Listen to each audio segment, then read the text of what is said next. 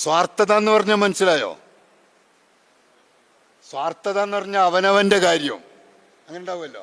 നമ്മളൊക്കെ നാട്ടിൽ ഇവിടെ ഉണ്ടോന്നറിയില്ല, ലിമിറ്റഡ് സ്റ്റോപ്പ് ബസ് എല്ലായിടത്തും ഉണ്ടോന്നറിയില്ല. ഉണ്ടോ? ഇവിടെ ഉണ്ടോ ലിമിറ്റഡ് സ്റ്റോപ്പ്? ഉണ്ടല്ലേ. ലിമിറ്റഡ് സ്റ്റോപ്പ് ബസ് ഇങ്ങനെ ഓടിക്കൊണ്ടിരിക്കുകയാണ്. പക്ഷെ അവന്റെ വീട്ടിന്റെ മുന്നിലൂടെ ഇറങ്ങിയപ്പോ ബസ് അവിടെ നിർത്തൂല, ബസ് അങ്ങാടിയിലേ നിർത്തൂ, ടൗണിലേ നിർത്തൂ. പക്ഷെ ഇവനെ ഇറങ്ങിയ ഉടൻ തന്നെ വെറുതെ ഒന്ന് കൈകാട്ടിയതാ. കൈ കാട്ടിയപ്പോ ആ ഡ്രൈവർക്ക് എന്തോ ഒരു കൃപ തോന്നി, ചവിട്ടി കൊടുത്തു. ഭയങ്കര സന്തോഷമായി. കാരണം വീട്ടിന് മുന്നിൽ നിന്ന് തന്നെ ആ ബസ് കയറാൻ കഴിഞ്ഞില്ലെങ്കിലോ അങ്ങാടി പോണോ, അത് ഒഴിവായി കിട്ടി. വലിയ സന്തോഷത്തിൽ വണ്ടി കയറി വൈഫിന് ഫോൺ ചെയ്തു, ഭാര്യക്ക്, എടി നല്ല ബസ്, നല്ല ഡ്രൈവർ, നല്ല മനുഷ്യൻ, ഇവിടെ തന്നെ ചവിട്ടി തന്നു. വണ്ടി അങ്ങനെ ഓടിയാണ്, കുറേ ഓടി.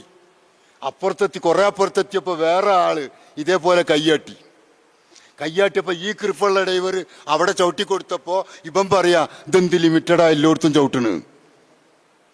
അതാണ് സ്വാർത്ഥത. അതാണ് സ്വാർത്ഥത. ആ സ്വാർത്ഥത പാടില്ല. അത് നമ്മുടെ സ്വഭാവമാണത്. ഒരു ഉസ്താദ് ഒരാൾ പറയാണ്, ഉസ്താദെ ദ്വാ ചെയ്യാൻ പോവുക, ഒന്നിരായ സയ്യിദ് അവറുകൾ ദ്വാരക്കാൻ പോവുക.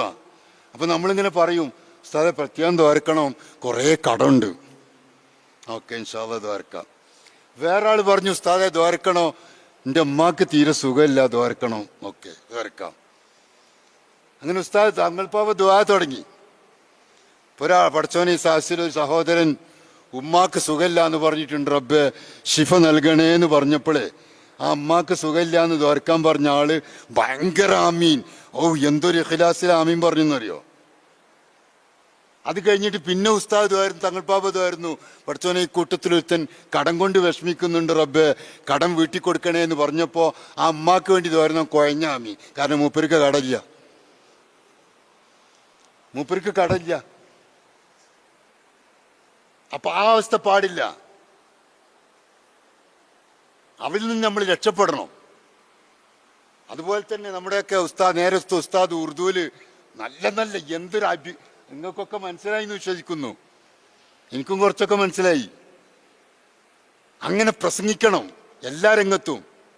ഭാഷാരംഗത്തുള്ള കഴിവ് പണ്ഡിതന്മാരുണ്ടാക്കിയെടുക്കണം. നമ്മളെ കഴിഞ്ഞകാല ആലിമീങ്ങളൊക്കെ എന്ത് വിഷയത്തിലും ടെസ്റ്റ് ട്യൂബ് ശിശുവിനെ കുറിച്ച്, ക്ലോണിങ്ങിനെ കുറിച്ച്, വീൽമുട്ടിച്ച് കണ്ടുപിടിച്ച ക്ലോണിങ്ങിനെ കുറിച്ച് അവരോട് ചോദിച്ചാൽ ഉസ്താദുമാര് ചെരുവിലിരുന്ന് ദർസെടുത്തുന്ന ഉസ്താദുമാർ കിതാബ് തുറന്ന് മറുപടി പറയും. ആധുനിക വിഷയങ്ങൾക്കൊക്കെ മറുപടി അറിയാൻ നമ്മുടെ ഉസ്താദുമാർക്ക് കഴിയും. പക്ഷേ കേരളം വിട്ടിട്ട് ദീൻ പറയാൻ കഴിയില്ല. കാരണം എന്താ? ഭാഷാ കഴിവില്ല. അവിടെ ഇപ്പൊ അൽഹംദുലില്ലാഹ് പണ്ഡിതന്മാരൊക്കെ ഉണർന്നു വന്നു. എല്ലാ ഭാഗത്തും പണ്ഡിതന്മാരിറങ്ങി. ദഅ്വാ രംഗത്ത് ഏത് ഭാഷയിലും കൈകാര്യം ചെയ്യാൻ കഴിവുള്ളവരായി നിങ്ങളും മാറണം. അല്ലെങ്കിലോ ബോംബെയിൽ രണ്ടാൾക്കാർ പോയി. പണ്ടൊക്കെ ബോംബെ പോയാൽ എങ്ങനെ അറിയോ? വിസട്ടിയാൽ സൗദിക്ക് പോകണമെങ്കിൽ ബോംബെ പോകണം. ബോംബെ പോയിട്ട് 10 ദിവസം അവിടെ താമസിച്ചതിന് ശേഷമാണ് വിസൊക്കെ ഉണ്ടാക്കി പോവുക. അപ്പം മലപ്പുറത്ത് രണ്ടാൾക്കാർ പോയി അവിടെ ചെന്നപ്പോൾ ഒന്നും പറയാൻ കിട്ടൂല മലയാളം അല്ലാതെ. വിശന്നിട്ട് അവരൊരു ഹോട്ടലിൽ